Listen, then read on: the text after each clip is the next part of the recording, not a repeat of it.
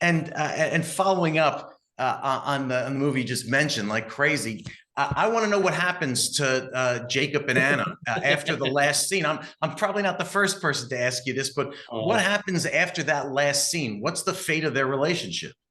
that's a good question. I mean, I hope that people take whatever they want to take from it, and wherever you're at in your life, that you couldn't put your version on it. So mine is that they peter out, and that it wasn't meant to be forever, but it was an impactful relationship in their lives. But yeah, I don't know. It's that's what I love about gray endings, is that the audience has to take their life experience and insert it into the ending of the film. So And you know what?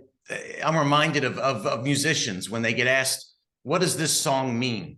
And a mm, certain number of musicians will just say it means whatever the person who's listening to it means, and other people totally. explain what they were trying to do. It sounds like you're more in the former. You're putting it out there. You have an idea of what you want people to take away, but ultimately it's up to the viewer.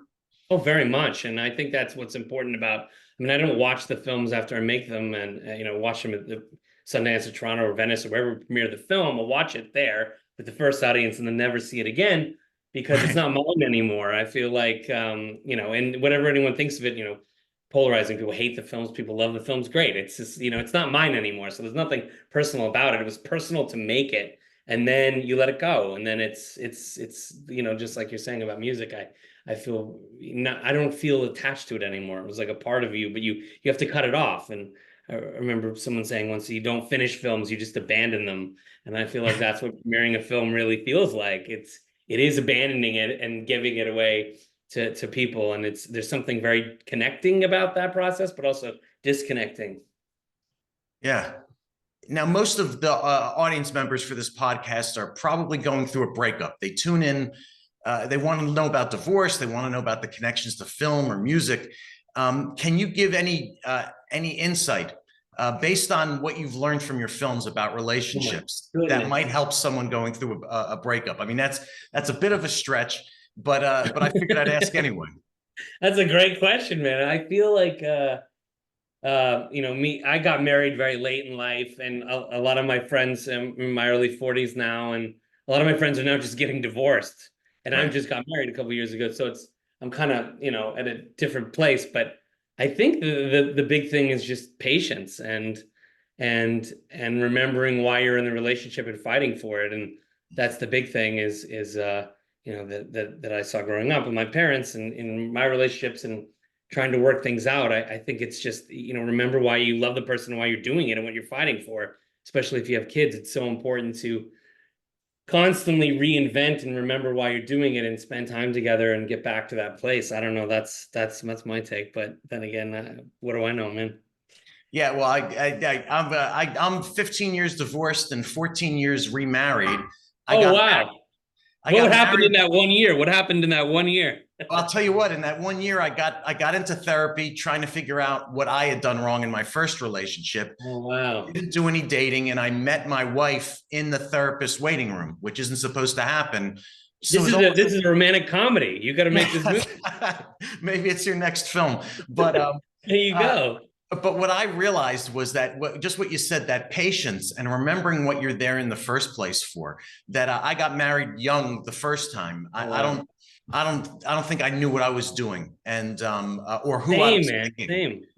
I think And that's so true too. I think that the tools you gain over the course of life, and as an artist and a person, like in my 20s, I didn't know how to be in a relationship, and I didn't know how to make movies, and they're kind of similar in a weird way. Where I still am learning a lot about relationships, and still learning a lot about making movies.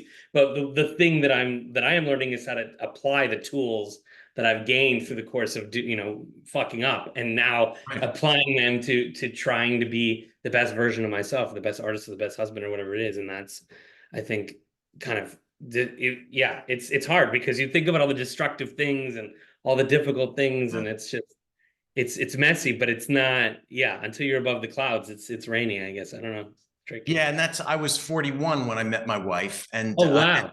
and just what I knew about life, what I knew about people, and even what I knew about myself. Sure. A completely different person than I was at 24 Of when I course. met my ex-wife. There's no Massively. comparison. Massive. Should we FaceTime them? Should we get them in on this Yeah. conversation Tuesday? Get their side of it? My current wife, yes. My ex-wife, probably not. That's Okay, got it. We'll pass on that one. Deal. But I have 25 and 23-year-old daughters from my first relationship, and I'm begging them, don't get married in your 20s. And they're dating and they have great relationships as far as I can tell, but I'm still begging them, don't get married until you're at least in your 30s. I agree. I'm going to say that to my daughter as well. Yeah. And whether they listen or not is beyond the control of a parent, but absolutely, of course. Now, if someone's in the middle of a breakup, do you think they should watch one of your films or not? I sort of have this idea that watching a show, a film about a breakup or a deep, intense relationship that's very moving could be cathartic. But what do you think about that? I've been asked that question a lot over the years, and I mean, if you can handle it, I have a lot of people that say that it's really helpful, some of the films to watch during a breakup, and then other people have said I can't go near it and it'll destroy me. And I guess it's just each his own. Whatever, I personally, when I'm going through grief in any shape or form, like to immerse myself in it, whether it's music or whether it's art or it's film. I love to just dive into it and just revel in it and experience it. So that's maybe a masochistic way to look at it. But personally, I do that. But I mean, I think certain people have different ways of handling loss or, whatever it is. So I would recommend it for those who can benefit from it. But otherwise, no. But I don't know. All my films have very unhappy endings. So I'm looking forward to making a movie that has a happy ending.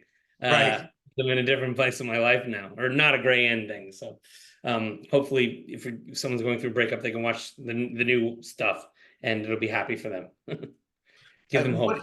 And do you have a favorite film that you've done so far? That's also got to be an impossible question where each film is its own product, but do you have a favorite? I would say Newness, this film I made with Nicholas Hoult in 2017. That movie is really special to me. I feel like just from top to bottom, that was exactly what we set out to achieve, and we did it. It's a very kind of strange subject matter. It's about two millennials that get addicted to swiping, but they fall in love, and then when their relationship gets a little bit plateaued, they go back to the swiping and they try to have an open relationship. And it's a very sort of current look at relationships today and how difficult it is to get off that treadmill when you've always got something better, you've always got something new to swipe to. Right. So I was at a place in my life in 2017 where I was really interested in exploring those themes. So it was just kind of the right movie, the right time, the right place, and I'm really proud of that because I feel like it's exactly what we set out to make. And so yeah, I think that's the best one if I had to be honest. That's that swiping thing. Maybe I'm just too old to understand it now, but it's I mean, when that I missed it. I'm too old. I missed the whole thing. Yeah. Right. I had a client, I don't know, it's got to be 10 years ago in my office. And he was saying, I'm doing this, whatever the swiping program was at that time. I said, well, what's that? And he showed me, here's my phone. And look, you right and left. And then he said, oh, I got to go. I said, well, why do you got to go? He says, well, there's a woman around the corner. I got to go meet right now. And it was just so random and so sudden. I still don't understand how that possibly works, but. Yeah, it's a whole thing, man. These people are, I think more than half people meet that way now or something I read. Right. It's crazy. Right. That's amazing. Yeah. When you even think 10 years ago, it's a whole different ballgame now. Yeah.